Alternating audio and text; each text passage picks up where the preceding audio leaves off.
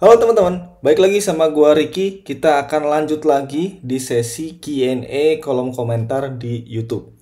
Kali ini kita udah punya dua pertanyaan. Kalau menurut gue ini pertanyaannya mirip-mirip ya. Jadi pertanyaan pertama itu belajar otodidak gimana caranya bang? Terus biar profil LinkedIn kita meyakinkan walau nggak pernah kuliah itu gimana caranya. Itu yang pertama. Nah, yang kedua, coba bahas cara belajar yang benar. Dalamin fundamental atau langsung ke project. Nanti fundamentalnya nyusul, berjalan dengan projectnya itu dilakukan. Atau yang kedua, fundamental didalamin dulu, baru coba-coba bikin project atau portfolio. Oke, jadi karena dua pertanyaan ini sedikit banyak relasinya ada, jadi gue bikin di satu video aja. So, stay tune terus, gaskeun. Kita akan bahas yang cara belajar otodidak dan cara belajar yang benar gimana. Oke, jadi kalau menurut gua nih ya, ini pendapat gua, cara belajar yang benar itu nggak ada yang pasti satu gitu. Misalkan gini maksudnya. Misalkan di sini ada yang misalkan kalau misalkan teman-teman nih belajar, mungkin teman-teman ada yang lebih paham belajar itu text based atau menggunakan buku, baca buku gitu ya. Atau ada juga teman-teman lain yang belajarnya itu akan lebih mudah dipahami atau pahamnya itu menggunakan visual, video kah atau gambar gitu. Jadi beda-beda. Dan itu tuh tergantung orangnya. Apakah dia pengen atau apakah mereka itu prefer dibaca buku atau di visual gitu. Jadi beda-beda. Nah, sama kayak cara belajar yang bener gimana. Ada yang cara belajarnya itu fundamental dulu ya, fundamental dulu baru praktek.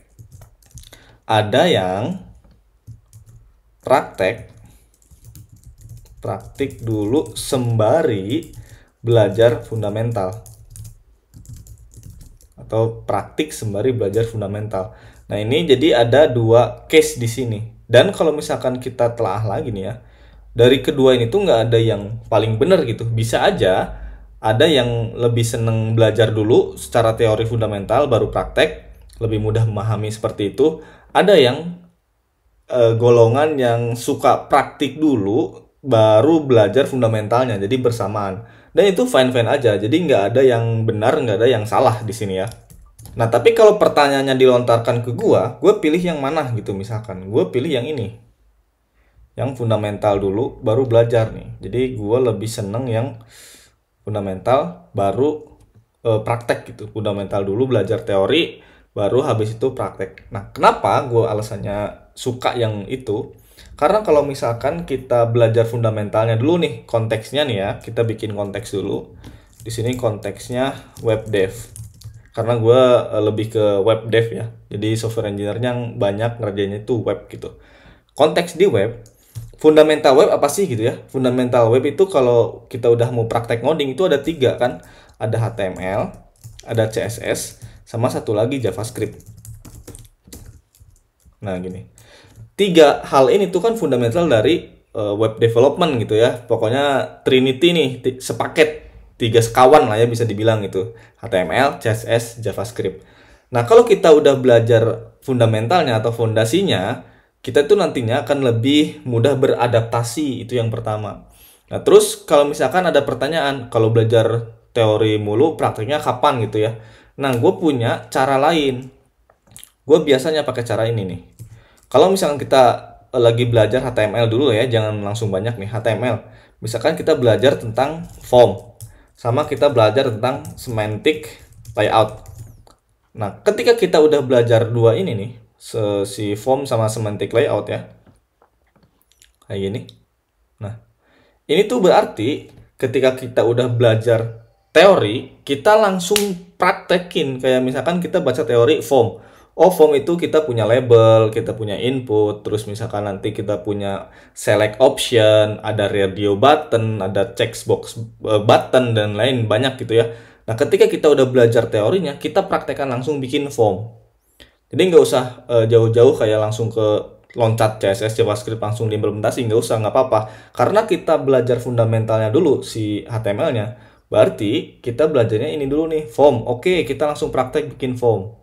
Kemudian semantic layout, oh langsung aja kita bikin semantic layout. Kita bikin main section, kita bikin article section, kita bikin section HTML text gitu ya. Nah, jadi setelah kita belajar teorinya dulu, baru kita praktek. Dan nggak terlalu lama ya, kita belajar form, ya udah kita langsung bikin aja form gitu, bikin login atau sign in, sign out gitu ya, atau misalkan reset password, itu kan semua berbentuk form. Nah, kita bisa langsung belajar aja dari situ, langsung belajar praktek gitu. Nah, terus sama halnya kayak yang CSS nih. Kita misalkan mau belajar CSS ya. Berarti di sini kita punya misalkan styling, entah itu color atau teks dan lain-lain. Misalkan juga kita di sana belajar kalau dipisahin nih file CSS-nya, berarti gimana cara manggil si nama kelas gitu, misalkan CSS selectornya gimana gitu. Nah, ini kita pelajarin dulu nih secara teorinya dulu. Secara teori kayak gini. Secara teori kita pelajarin nih dari CSS ke sini. Nah, tujuannya apa? Tujuannya nanti ketika udah belajar nih si fundamental ininya, buat ganti color tuh gimana, terus bikin teks gimana. Kalau misalnya kita mau styling pakai flexbox gimana, grid gimana, kita langsung praktekin aja. Prakteknya dari mana? Kita ambil aja yang sebelumnya yang di sini. Ini form nih, formnya belum dikasih styling sama sekali kan, berarti otomatis by default paling atas sebelah kiri kan. Nah, kita mulai praktekin tuh CSS-nya, kita pindahin nih form sebelumnya ke tengah, ke atasnya, ke bawahnya. Kita main-main di situ. Jadi setelah kita belajar teorinya dulu, fundamentalnya dulu, baru langsung dipraktekin gitu. Itu untuk yang CSS. Nah, yang terakhir JavaScript. Nah, JavaScript kan ini udah masuk ke programming language ya. Yang artinya teman-teman itu harus tahu fundamental programmingnya. Nah, ini harus digarisbawahi fundamental programmingnya. Kalau bahasa itu kan paling beda-beda sintaks sama beda-beda apa ya, behavior masing-masing bahasa pemrogramannya. Tapi dari sisi basic programming itu kebanyakan mirip-mirip patternnya. Maksudnya gimana? Contohnya gini. Kita kalau belajar programming ini ya, kalau belajar programming itu pasti kita nanti bakal nemu yang namanya variabel, terus misalkan konstan. Nah, ini tuh apa? Variabel itu apa? Konstan itu apa? Dipakainya gimana? Terus fungsinya itu buat ngapain? Nah, itu kayak gitu si fundamentalnya tuh. Terus kalau misalkan programming ada lagi. Kita basic math kayak penambahan, pengurangan. Terus juga ada lagi string manipulation.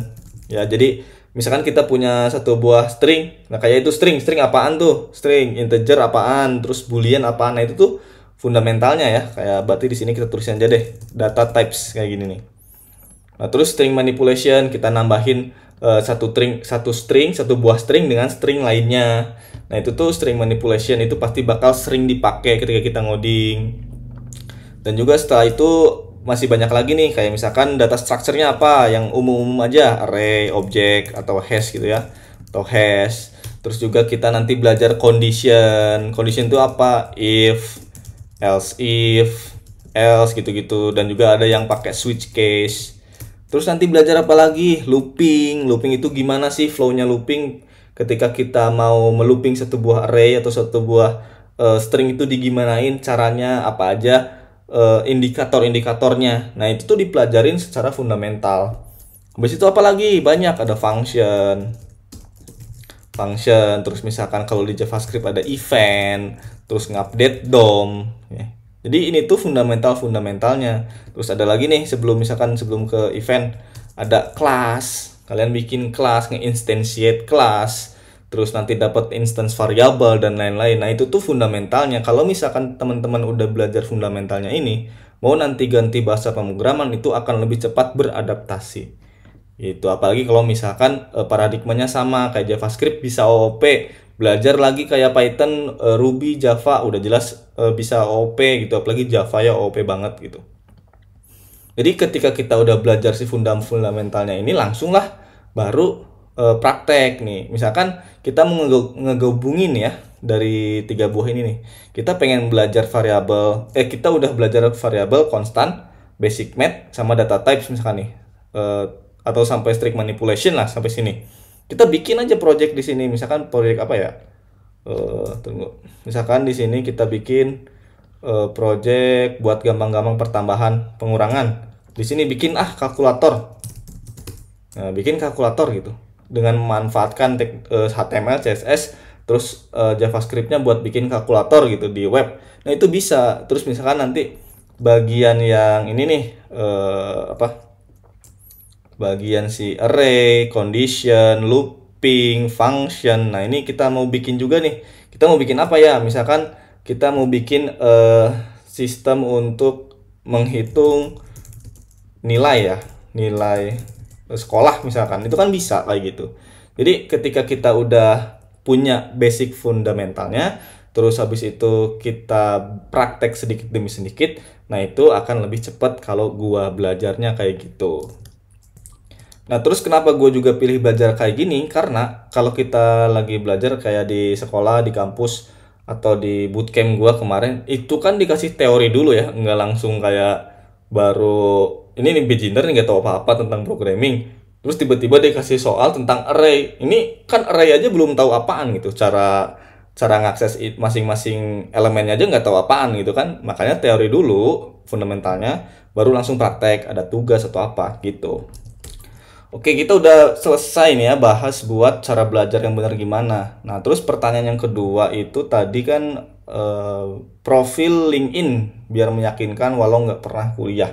Oke, jadi kita bikin aja dulu di sini profil LinkedIn biar meyakinkan walau nggak kuliah gini ya. Kalau gua biasanya pas dulu awal bikin LinkedIn tuh kalau nggak salah sebelum lulus kuliah apa ya, lupa, pokoknya sebelum lulus kuliah lah baru bikin LinkedIn. Nah, biar kita bisa meyakinkan ya, kalau misalkan konteksnya enggak kuliah, berarti kita itu udah harus memanfaatkan yang namanya work experiences. Nah, di LinkedIn kan ada pilihan buat ngisi pengalaman kerja tuh ya. Nah, pengalaman kerjanya kalian tulisin tuh achievement kalian, tulisin aja di situ, jelasin. Nah, itu jadi poin plus ketika misalkan HR ngelihat profilnya kalian, atau misalkan ada teman-teman yang lihat profilnya kalian.